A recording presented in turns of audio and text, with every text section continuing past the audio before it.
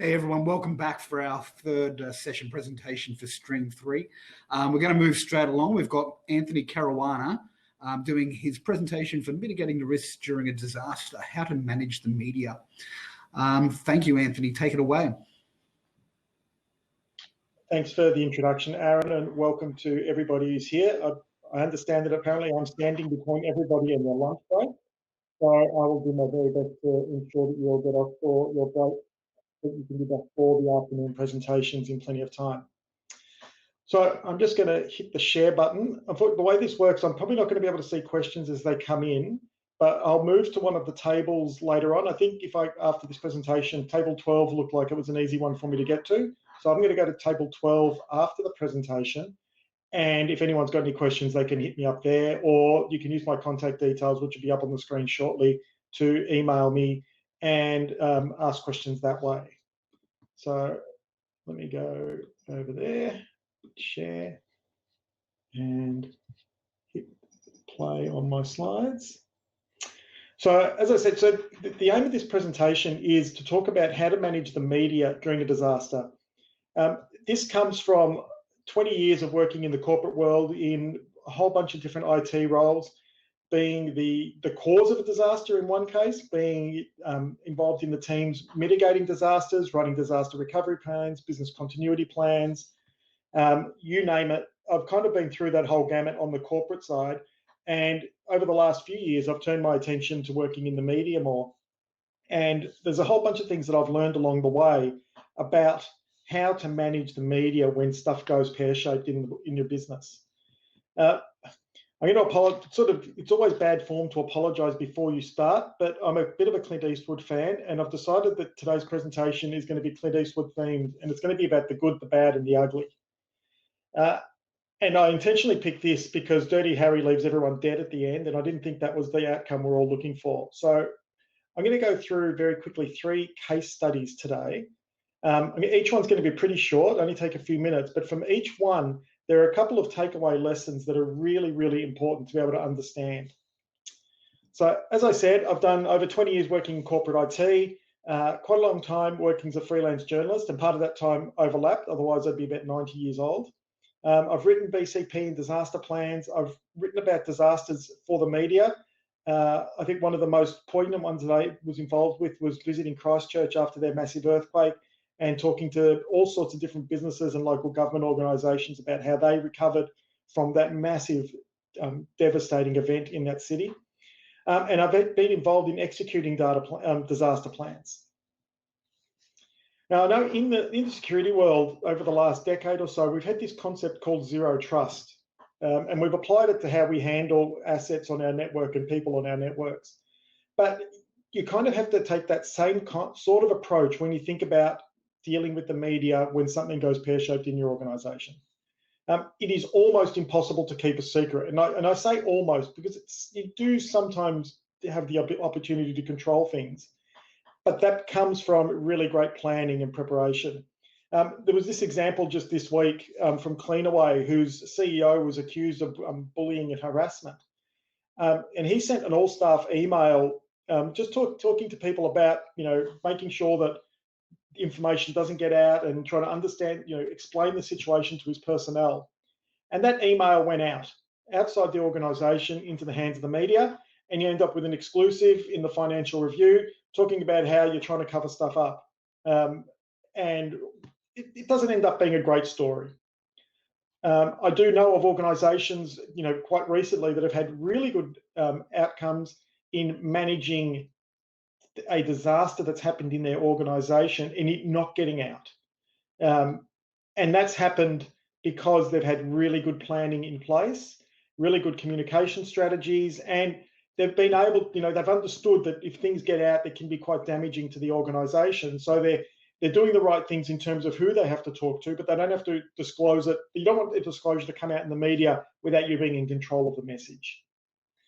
So with that, I'm going to start by talking about the good in the good, bad, and the ugly. And this is a case that almost everyone's going to be pretty familiar with. It's about 3 years old now, but it was what happened at the Red Cross Blood Service. The short of it was that an IT contractor put a whole bunch of data on a cloud storage service, but the security settings weren't right. A security researcher found them basically just by sort of randomly searching for stuff. He notified Troy Hunt, who many of you know, and the whole thing was validated and it made the news. Clearly, it became a public incident. Over 500,000 blood donors, information was made public for a short time. The risk of misuse was independently assessed as low, but everyone who was potentially affected was notified. I'm a blood donor and I received emails, text messages. There were obviously all very large statements made through the media, through advertising and so forth. Even though it was a third-party contractor, what was amazing about this is the CEO of the Red Cross Blood Service stood on TV and said, "This is a failure on our part. I am the leader of the organisation. I'm taking direct responsibility for this." I've seen other incidents similar to this where they hang the contractor out to dry. And in fact, in this case, even though the CEO took responsibility, that other company lost huge amounts of business afterwards. And my understanding is that they actually folded eventually. So the impact can be quite substantial. But the really big message here is when something went wrong, they actually had a process in place to deal with this. And they had a CEO who was courageous enough to stand up and take the direct responsibility and not try to push the blame out to someone else. So some of the lessons that come from this particular case study, they dealt in facts. If you go back and look at the media coverage of what went on during that incident, note the Red Cross Blood Service made sure that they got all the information and presented it as a statement of fact. They talked about how this is what happened. The contractor put the data out there. They put the incorrect settings on the data repository on that cloud service. As a result, someone who was looking for vulnerabilities found the data. They ethically notified, they went through an ethical notification process of what happened with that data. Then the Red Cross took responsibility for the issue, and they had really strong notification processes in place. Now, those notification processes are now something everyone's got to have if you're handling any personal information. If you've got PII, you need to have those notification processes in place because that's what the data breach notification regime that we operate under requires you to have. Just on the data breach notification regime that we have in Australia, it's interesting to note that in New Zealand, and I know there'll be a lot of people who operate across the Tasman, in New Zealand, those rules are changing later this year so that there'll be notification required for loss of access to data. So even if the data is not breached or sent out to an unauthorized party, you may actually need to notify people if the data can't be accessed. So if you're under a denial of service attack or a ransomware attack and you're confident that no data has been stolen or copied out of the organization, but it can't be accessed for a time, you'll still have to do a notification. So they're the three big lessons there is notification processes, take responsibility, and get your facts straight. The bad of the good, bad, and the ugly. Online retail is obviously a place where a whole bunch of PII is available to those companies. And also it's a place where a breach can have very, very serious consequences for the commercial viability of an organization. In May 2011, customer data breach was detected by Catch of the Day, which has now changed its name to Catch and is now, in fact, owned by, I think, the same group that owns Coles. So Catch of the Day report said that they had a breach in May 2011. It took 3 years before customers were notified. In fact, just a touch over 3 years. Customers were notified, and Catch actually said that the AFP was notified, Federal Police. But neither the AFP or the Privacy Commissioner say that they were actually notified of the breach at the time. Now, what makes this kind of interesting is that the breach happened at the same time as a funding round went through and Catch picked up $80 million of investment. So it's clear that it's for an outsider looking at this, the potential is that what's happened is that there's been a breach. It's put some funding at risk. So it's been kept quiet, but eventually it came out. The lesson for this is the truth almost always comes out. Almost always. So I really want people to think about this, about how it comes out, and how you've just got to understand that you might do everything in your power to mitigate the risk of information leaking out of your organization.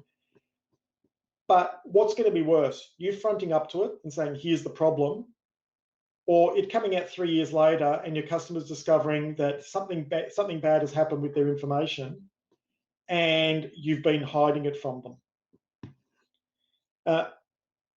I think when it comes to that notification of when a breach happens, I think the Red Cross Blood Bank's Shelley Park, the CEO, it's got the gold standard for how to do this. This is what she actually said to the media. We are extremely sorry. We are disappointed. We apologise. We accept that this is unacceptable. They apologised unreservedly. They took all the responsibility for that incident. In contrast, I've never really heard Catch take that kind of ownership of the problem and say we did the wrong thing. I have a story about that, but I can't tell you because it was in confidence off the record. But anyway, the third incident I want to talk about is the ugly.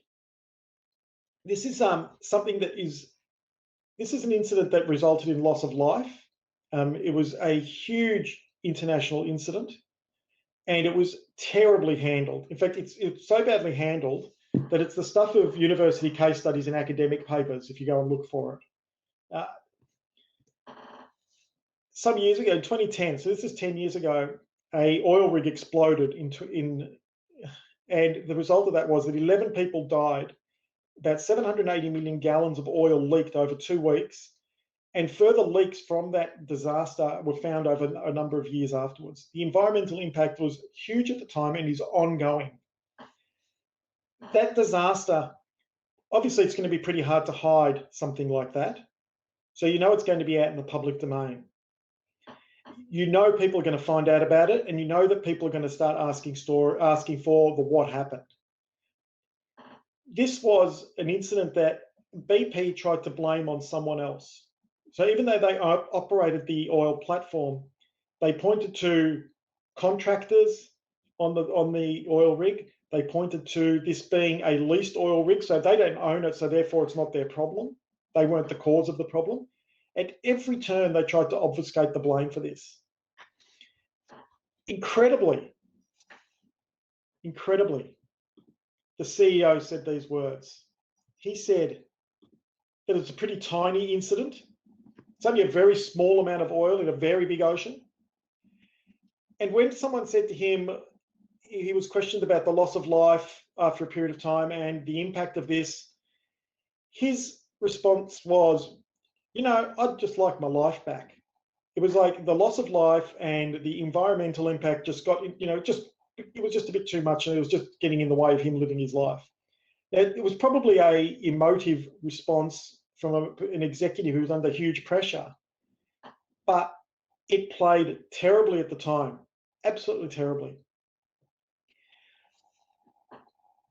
The reason this is a big deal, I think, is because executives need to be trained in how to speak to the media.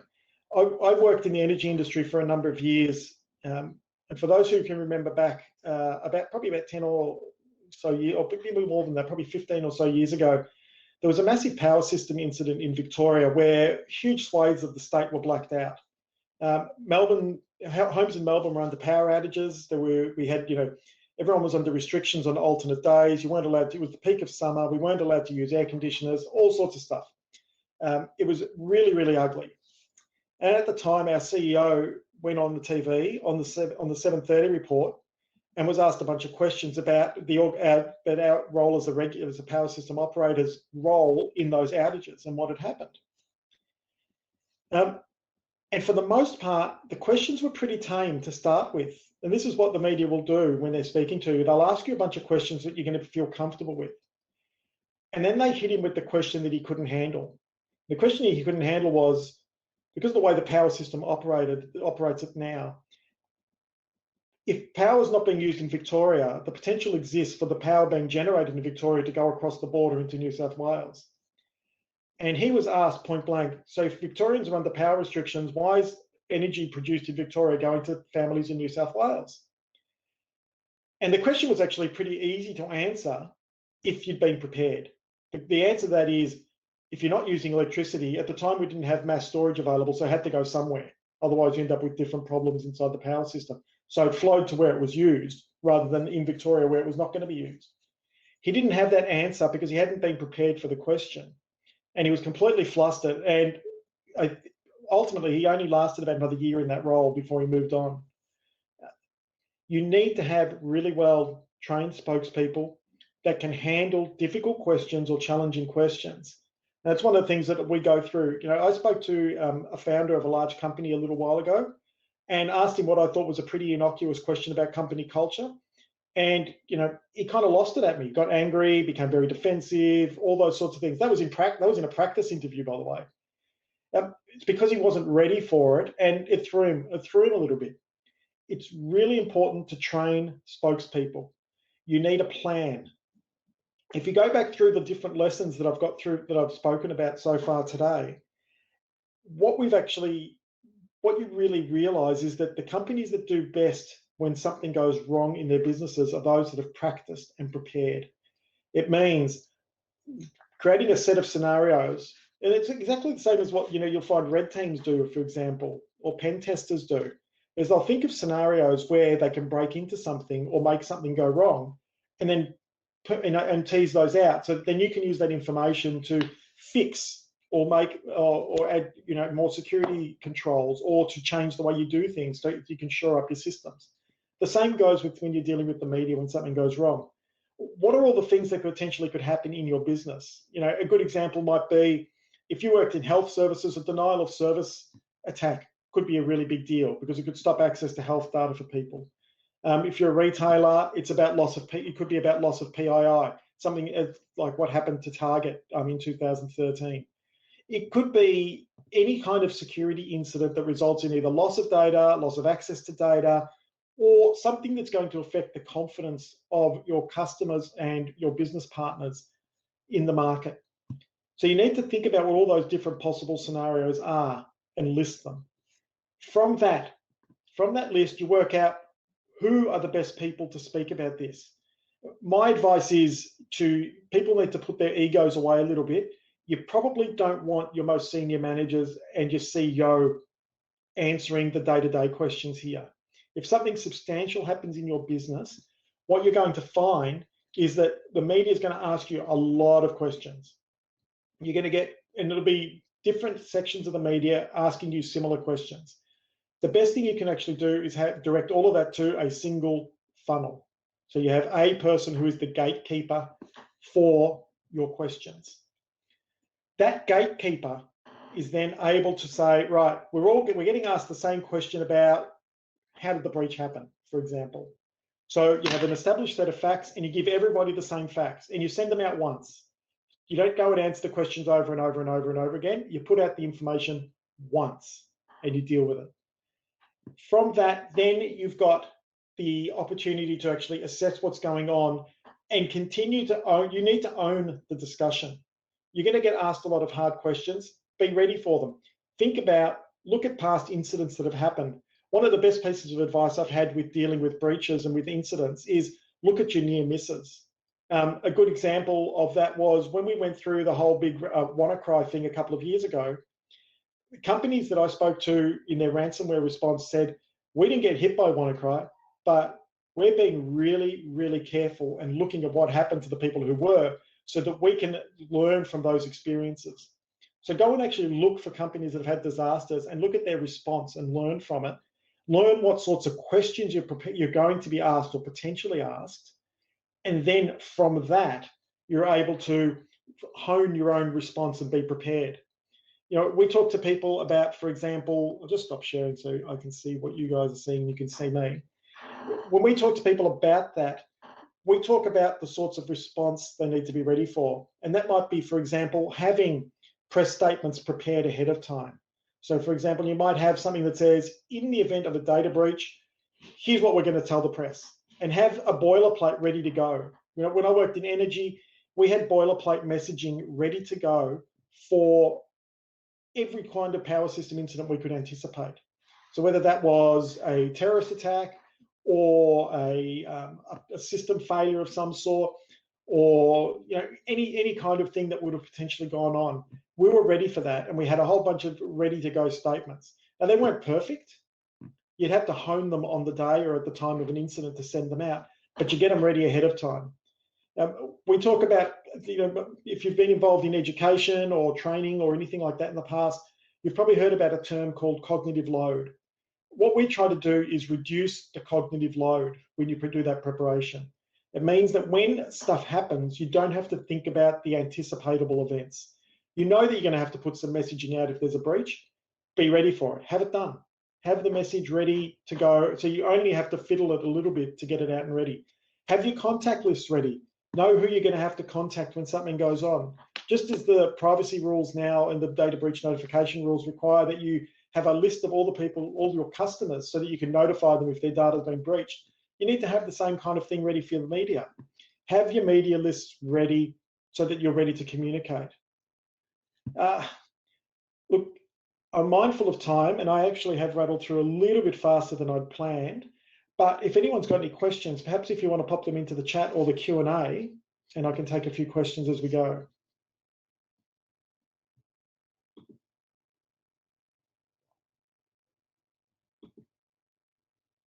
Okay, we've got one. If a breach occurs due to a vulnerability that someone in the org had raised a long time ago, but the org did not prioritize, how do you recommend that's represented in the media? Look, that's a really tough one. This is why it's really important to actually do the right things. We've got the ASD's Essential 8. There's heaps and heaps of different guidance out there on keeping systems up to date. If you've been breached because something went, because you haven't done the right thing in terms of your compliance and making sure you keep things up to date, the thing you're going to have to do is just be really honest about it and say, we made a mistake. I look at examples such as, for example, when eBay got breached a number of years ago and a whole bunch of customer data was stolen, their customer numbers and transaction numbers actually went up following the breach, which I thought was, look, at the time you think and go, that's pretty amazing. They've been breached, but more people are going to them. The reason they actually did better was because they accepted the problem, and then they made things a lot better, and they talked to people about being better.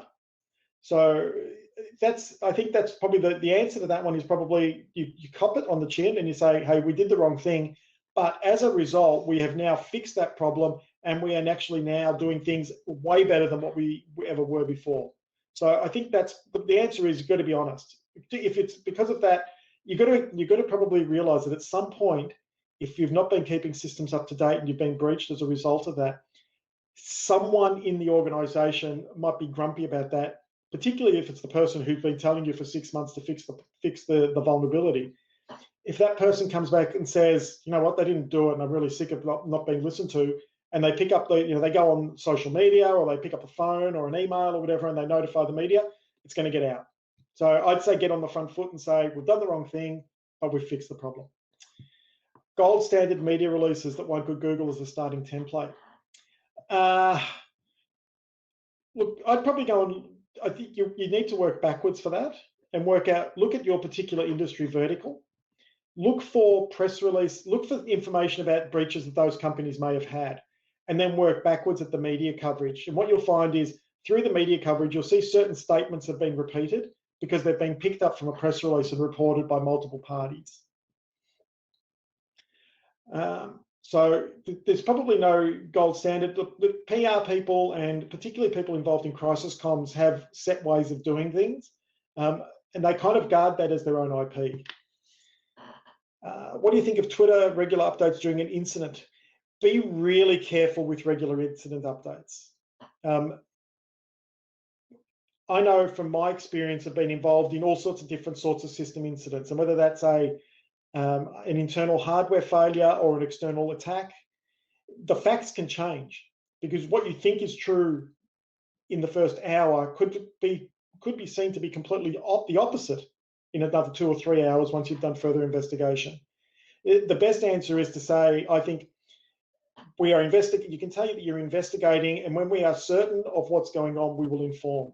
And I think that's the best way of doing things via social media is to say, we are looking into it, but we're not going to speculate. We know speculation has a mind of its own. If someone loses, if, for example, let's say your company was breached and it looked like a external attack, and the first thing that people tend to do in external attacks is look for attribution of some sort. And then you come back 2 hours later and you say, oh, actually, it wasn't a breach. We did something wrong ourselves. A great example of that is what happened with the census a few years ago. The government department involved came out and screamed screamed DDoS, and then what we actually found was bad system design. So don't speculate unless you know for sure. So when it comes to Twitter, people want information fast. You need to make the decision about whether you want to inform fast or you want to inform right. Companies that have done pen test reviews are real CEO. Look, we do practice. Yeah, practice is really, really important. When I was involved in BCP and DR planning, we used to do really exhaustive end-to-end exercises, but they very rarely went as far as saying, now we're going to put you in front of a camera and a microphone. I think it's really important to actually do that education and training. And unashamed plug, that's what we do at MediaWize. One of the things we do is actually train execs through comms, through their communications during an incident. So yeah, I would say if you're doing a pen test or anything like that, treat it as real and get the person who's going to be your spokesperson up there. If your CEO is a really good media performer, go for it, I guess, but they're probably going to want to be upfront. But you probably need a filter in front of your CEO to deal with the hundreds of questions that may come depending on the type of breach you've had. From your view, is it true that people care more about how you handle a breach than that you've had a breach? I think the answer to that is yes, but it's also a question of, was the breach because you did something really, really dumb? Something like, for example, if you look at that Red Cross blood bank incident, something that could have been handled really, really badly, and it could have come up really, really poorly. The answer to that question, I guess, is about how you handle breaches. If you handle the breach really well, then the answer is how you handle it will become the story. If you handle the breach poorly, the breach and the data loss and the impact on customers or business partners or whoever, that becomes the story. If you think about the Red Cross story, if the answer had been, wasn't our fault, we're blaming the contractor, our notification process was really poor, we didn't get, if the blood bank hadn't notified people by email and text and full page ads in newspapers, if their response had been bad, the breach would have been the news. But 5 years later, people are talking about how they handled it as a case study in, handling a breach really well. The sophisticated attack. As someone who's reported on IT security for over a decade, when I see sophisticated attack, I'm not sure if I'm allowed to swear or not, but I tend to think bullshit. What I see now is that the attack vectors haven't especially changed. Ransomware is still a big thing. Most of the, DDoS is still a big thing. I think what's happening is the attackers are getting smarter because they've learned how not to use typos in their phishing emails and stuff like that. So from that perspective, they have become more sophisticated, but the attack vectors haven't changed especially. So when I hear about sophisticated attack, I kind of think, was it really sophisticated, or did you really, were you just fooled by someone who was a little bit, who's picked up their game slightly, and whatever barriers you've had to block them haven't been as good. What do you think of Twitter regular updates during a report? As I said before, I think that one's popped back in. Hang on a sec. People care more about how you handle. I think I've been through all those questions. Does anyone else have anything else they'd like to ask? Oh, that's what's happened. Someone's removing questions I've answered. That's why the list changed on me.